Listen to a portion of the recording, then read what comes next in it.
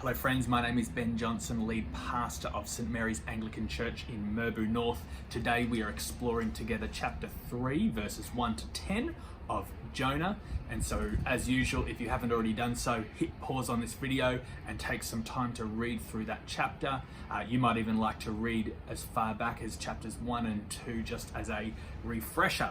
But today we find that Jonah has been regurgitated out onto the shores of the beach by a great big fish. And I want to share with us 4 things from today's chapter. The first one is that once again, God comes to Jonah. And I'm encouraged by this, and we should be too, because we find that even though people like Jonah, even though people like you and I might abandon God's calling upon our lives, might turn away and might not actually follow through, that God is faithful and true, and he comes again to us and re-offers that call, or maybe even a new call, but he doesn't walk away even though we might.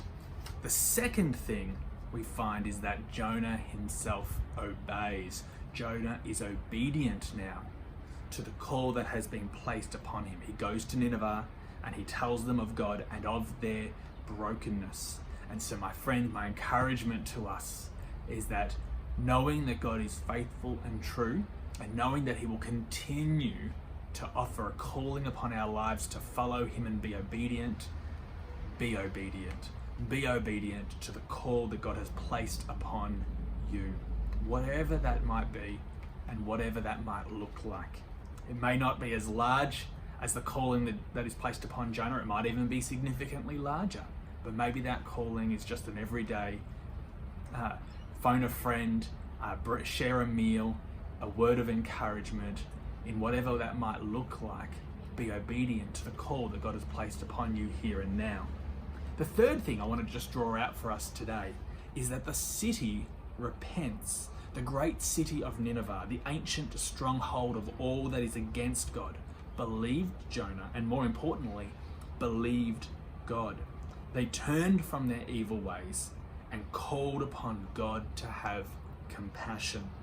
And so my friends, be encouraged that even those who are furthest away from God, or might seem furthest away from God, can turn to him in repentance and in faith, as we see right across the city of Nineveh, from the greatest king of Nineveh down to the everyday peasants within Nineveh.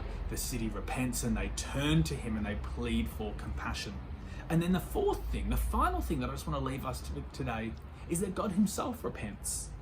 We're told that when God saw what they did and how they turned from their evil ways, he relented and did not bring on them the destruction he had threatened. This is one of those rare and somewhat confusing times where we find that a God who is sovereign, a God who is all-knowing, a God who is in complete control, changes his mind because of the actions of people. He hears the Ninevites, he senses and he knows their heart has turned towards him.